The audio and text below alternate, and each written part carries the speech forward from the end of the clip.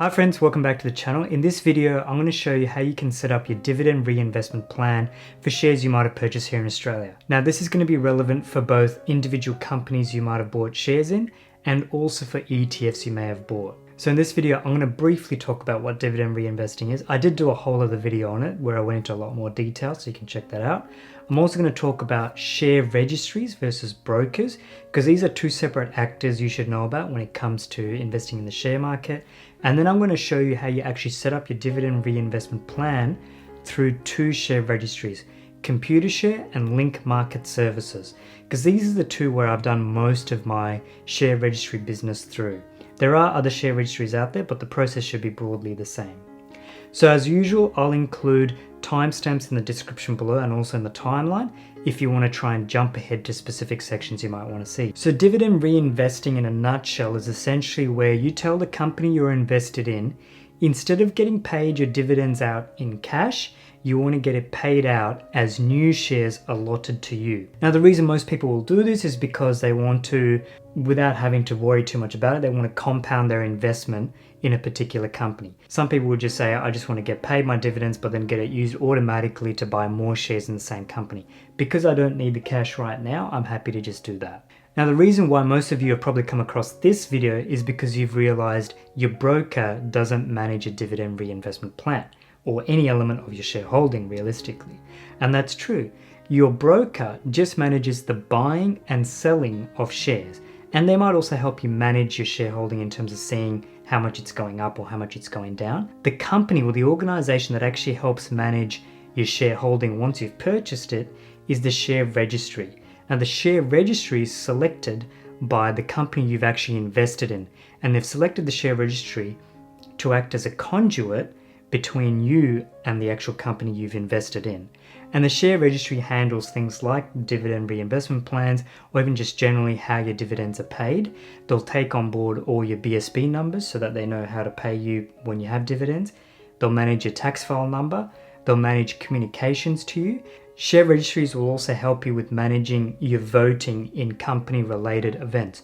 So every year, a company has this thing called an AGM, an annual general meeting, where they'll discuss how the company's going, but also discuss certain things that need to be decided on by the shareholders, which you are. And you have a right to vote in these things. And if you can't physically be at that meeting, then you can vote on it electronically through your share registry holding. So these are all the things that your share registry does, which your broker doesn't do. So there's a few share registry companies out there, but I've mainly dealt with Computershare or Link Market services. And that's why I thought I'd do a video for you guys on how to set up your DRP for those two share registry companies. So let's get into it. So the first share registry we'll look at is the Computershare one. Now, once you get to the website, make sure on the top right you've selected Australia, then you click login. Now, if you haven't set up an account with Computershare, I highly recommend you actually do it, because it will save you a lot of time in managing all the different companies that sit under Computershare. So if you aren't a member, you click register now. I won't go through the process, it's pretty straightforward. The key thing you will need is something called a SRN or a HIN number and some other details. But make sure you put all of that in, the SRN, the postcode you're with, and then setting up an account as you need to. Highly recommend you do it. You'll save a lot of time in the future. So once you have actually done it, make sure you log in. So the first page you see is this summary page, and it's quite a handy page. Now, I've blocked out my actual holdings just for privacy reasons, but you can see the idea. The top line is recent payments. Now, that's very handy because that's where you'll see all your dividend payments that might have come through recently. And you can see along the side, the status, you've got allotted and paid. Allotted means you've probably got a DRP active and you've been allotted new shares. Paid just means you're being paid out in cash for your dividends. So to set up the actual DRP, you go up to the top, click My Profile. And then along the side, you've actually got all the key things you need to make sure you've set up in your account. Address, banking details, communication preferences, reinvestment plans. Let's click on that. And then you can see here, elect to participate in a reinvestment plan or change your current participation level. So you click on the holding button. Now you will see all your holdings under Computershare. These are not all your share holdings, because remember, some might be under Link Market Services or a different share registry. These are all the share holdings you have where the company you've invested in has elected to use Computershare as a share registry.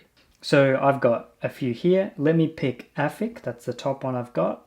Now you can see here, AFIC actually has a slightly complicated example, but they've got both a DSSP and a dividend reinvestment plan. The DSSP, bit complicated, but you can see I said I'm not a participant there, but for the DRP, I'm a full participant. If I wasn't a participant in the dividend reinvestment plan, this will probably say not a participant as well.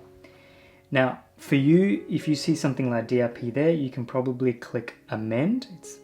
I imagine it's going to be amend for you. It is for me. And you can see here, mine says, do you want to have full participation, partial participation, or withdrawal?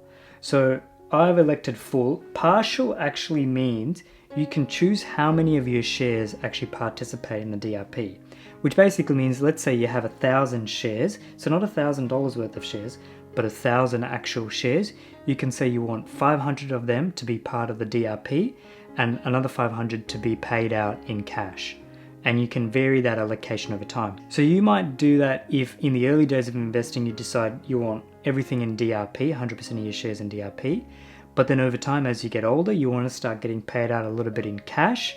Then you might be doing things like going to partial participation and saying you want 500 of your shares in cash, 500 of your shares in DRP, and then that eventually changes to the point where you get everything paid out as cash. But anyway, you click full participation, click agree and continue, make sure you read the terms and conditions, make sure you get your own financial advice, do your own research, all of that, and then click agree and continue, and then you're done. Now let me also show you an example of what happens if you pick a company that doesn't actually pay dividends at all. So this company I've just picked here, I know doesn't pay dividends at all. It's quite a small company, it's in its early stages of growth. And you can see it says this service is not available for this issuer, or there are no reinvestment plans currently available for this issuer. So there are three situations you might find yourself in when you pick a particular company to invest in.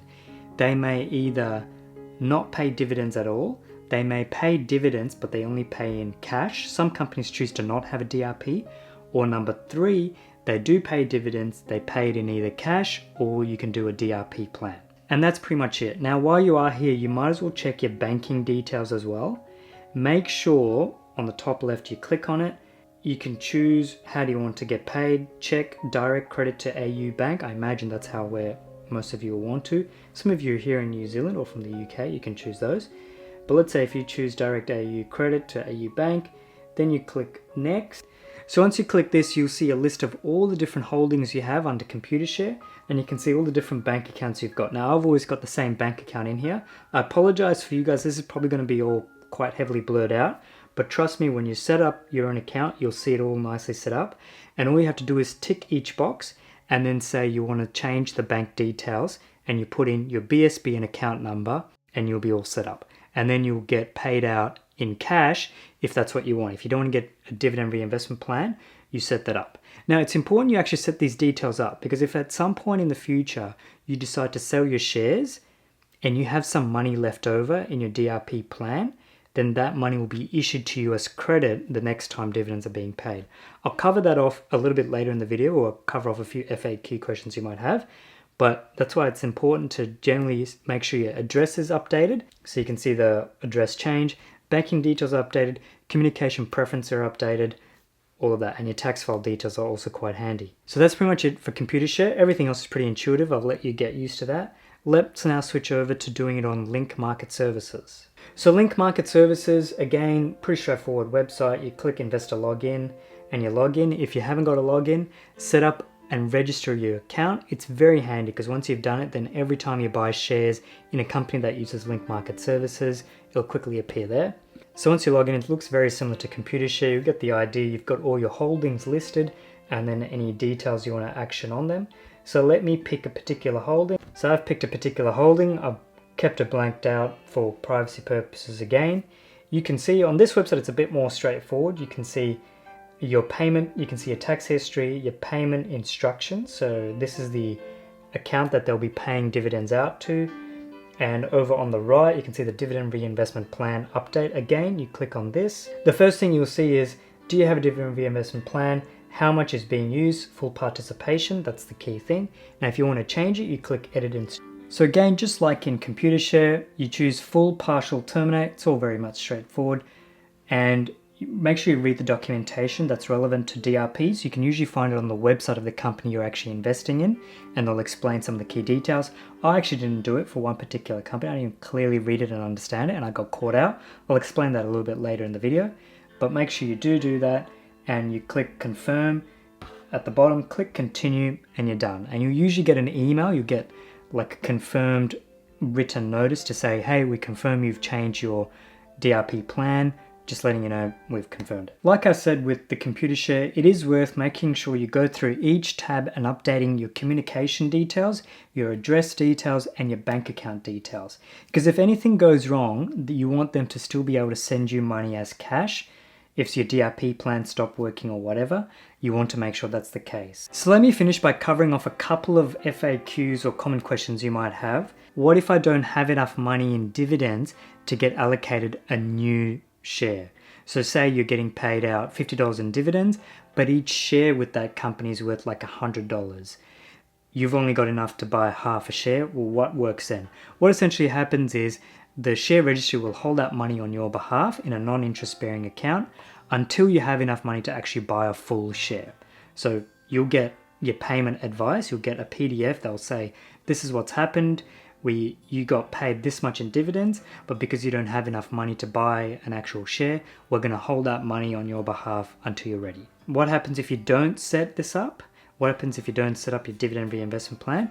Well, the automatic assumption is that you want to get paid out in cash. Now, what happens if you haven't given your bank details? Now, I think what happens in that situation is the money just gets held by Computershare or Link Market services until you give them the details, and then they'll pay you your dividends.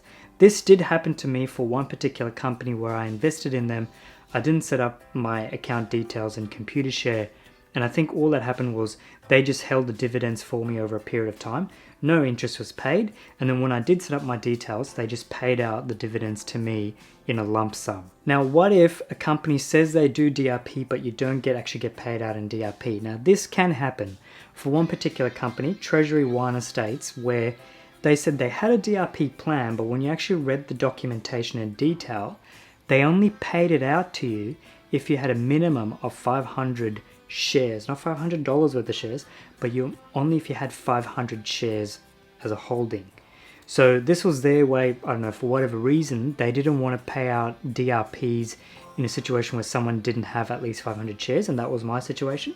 So even though I had elected to be part of the dividend reinvestment plan, they actually paid it out to me in cash because I had less than 500 shares as a holding. So that can happen, and for me it caused a bit of a kerfuffle. I was complaining to Computershare or Link Market Services, whichever the company, saying, I said DRP, but you didn't pay me out.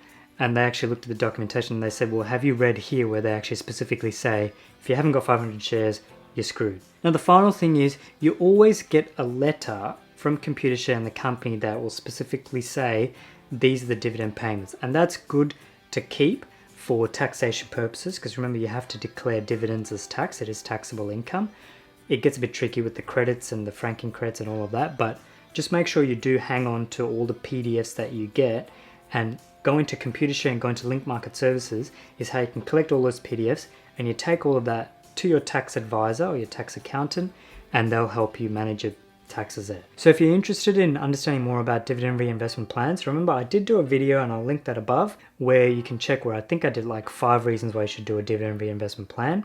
I also have other videos on ETFs that you can check out, and also videos on interesting books that I think you should check out in the areas of personal finance and investing. I'll see you in the next video. Bye for now.